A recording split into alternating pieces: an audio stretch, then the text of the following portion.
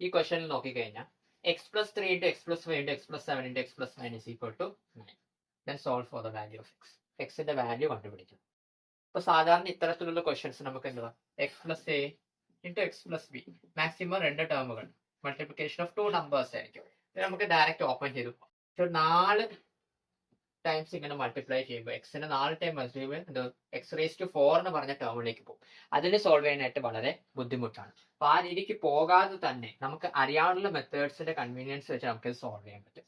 അതിനായിട്ട് നിങ്ങൾ ഇവിടെ ഒരു കാര്യം നോട്ട് ചെയ്യുകയാണെങ്കിൽ X plus 3, X plus 5, X plus 7, X plus 9 എല്ലാ ടേംസിന്റെയും വേണം ആ നമ്പർ ടേം ഇതിന്റെ കോമൺ ഡിഫറൻസ് എന്ന് പറയുന്നത് 2 ആണ്. 2 വെച്ച് കൂട്ടി പോവുകയാണ്. അപ്പൊ ഞാൻ ആ നമ്പേഴ്സിന്റെ ഒരു ആവറേജ് എടുക്കുകയാണ്. 3 plus 5 plus 7 plus 9 divided by 4 എന്ത് കിട്ടും? 3 plus 5 plus 7 അതായത് 8.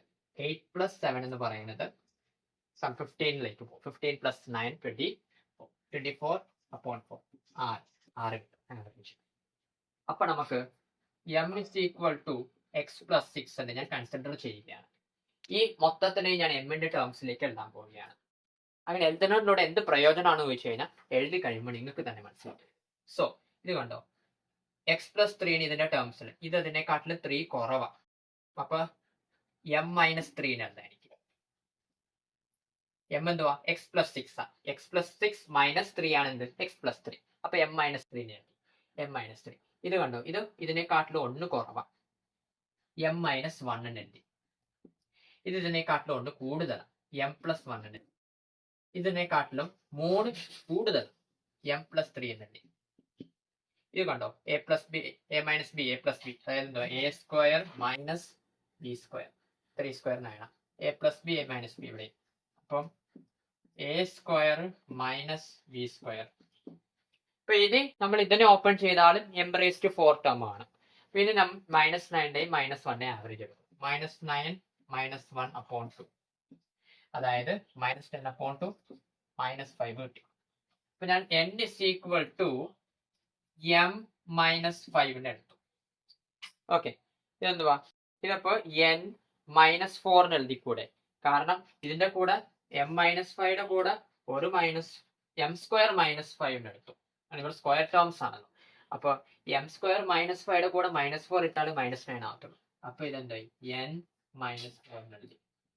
ഇതിന്റെ കൂടെ പ്ലസ് 4 ആഡ് ചെയ്താലേ മൈനസ് 1 വരത്തുള്ളൂ. ഇതിന്റെ കൂടെ പ്ലസ് 4 ആഡ് ചെയ്താലേ ഇവിടെ മൈനസ് 1 വരത്തുള്ളൂ. അപ്പൊ n പ്ലസ് 4 കിട്ടി. പിന്നെ a plus b, a minus b ഫോമിലേക്ക്. അപ്പം എന്ത് ചെയ്യാം? N square minus 16 equal to 9 എന്ന് പറഞ്ഞു. ഇവിടെ ഈക്വൽ ടു 9 എഴുതാം. കണ്ടോ, അത്ര വലിയ സാധനത്തെ ഇത്ര ചെറുതാക്കി നമ്മൾ. അപ്പൊ നമുക്ക് ഇവിടെ നിന്ന് എന്ത് കിട്ടും? N square equal to 25 implies that n എന്ന് പറയുന്നത് എന്തുമായിരിക്കും? പ്ലസ് ഓർ മൈനസ് 5 കിട്ടും. ഇനി നമ്മൾ ഇതിനെ എന്നിന്റെ വാല്യൂ എന്നിന്റെ വാല്യൂ ഇവിടെ ഇട്ട് കൊടുത്താൽ നമുക്ക് എമ്മിന്റെ വാല്യൂ കണ്ടുപിടിക്കാൻ പറ്റും. അപ്പം plus or minus 5 is equal to m square minus 5. ഈ 5 മൈനസ് 5 അപ്പുറത്തെടുക്കാം. Plus or minus 5 plus 5 is equal to m square. അപ്പം ഇനി പ്ലസ് 5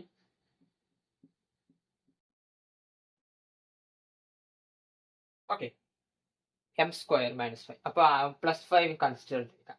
അപ്പം plus 10 is equal to m square കിട്ടി. M is equal to root 10 കിട്ടി. ഇനി minus 5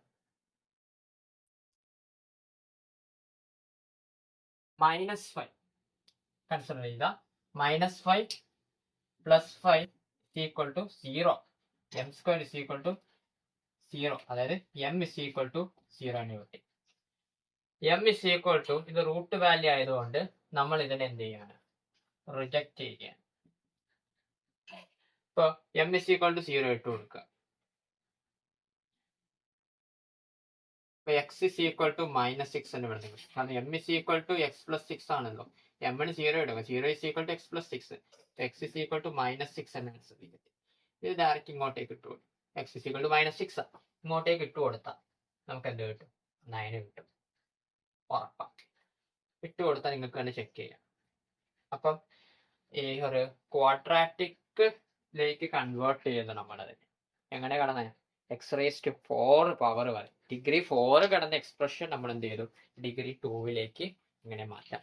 specific case ഇവിടെ ഒരു കോമൺ ഡിഫറൻസ് ഒരു സ്പെസിഫിക് പാറ്റേൺ ഒബേ ചെയ്തുകൊണ്ട് നമുക്ക് സാധിച്ചു. കോമൺ ഡിഫറൻസ് കൊണ്ട് ഒരു കോൺസ്റ്റന്റ് ആയിരുന്നു ആ നമ്പേഴ്സ്, അതുകൊണ്ട് നമുക്ക് ഈ ട്രിക്ക് ഉപയോഗിക്കാം. അപ്പോൾ നിങ്ങൾക്ക് കോൺസ്റ്റന്റ് കോമൺ ഡിഫറൻസ് ഉണ്ട് എങ്കിൽ അത്തരത്തിലുള്ള ക്വസ്റ്റ്യൻസിന് ഈ ഒരു ട്രിക്ക് ഉപയോഗിച്ച് ചെയ്യാൻ സാധിക്കും. ഓക്കെ, മനസ്സിലായെന്ന് കരുതുന്നു. ഇതുപോലെയുള്ള ഇൻട്രസ്റ്റിംഗ് ക്വസ്റ്റ്യൻസ് ഇനിയും ലഭിക്കണമെങ്കിൽ ഈ ചാനൽ സബ്സ്ക്രൈബ് ചെയ്യണേ.